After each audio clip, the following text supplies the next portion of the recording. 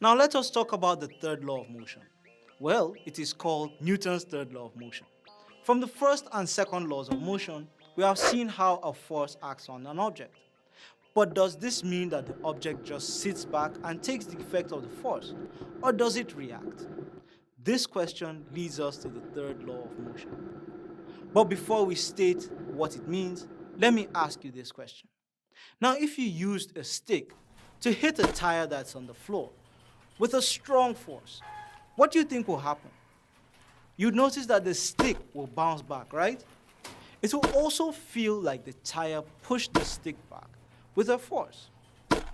Now, in reality, the tire is also exerting a force on the stick as you hit it.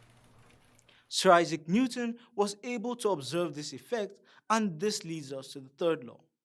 Newton's third law of motion states that for every action, there's an equal and opposite reaction. Now, this is also another reason why if a car is parked by the roadside and another car hits it, the car at rest will be damaged. But what you notice is that the moving car is also affected. It looks like the car that was at rest also hit the moving car with a force.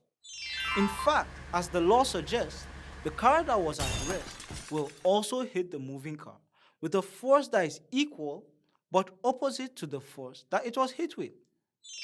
Another example of the third law of motion is the reaction force that repels an artillery cannon when it fires a bomb. Now what you see is that the cannon moves backward as soon as it fires. As soon as the cannon fires the bomb in the forward direction, the bomb will also exert a force that is equal and opposite on the cannon. And this is why you will notice the cannon moving backwards.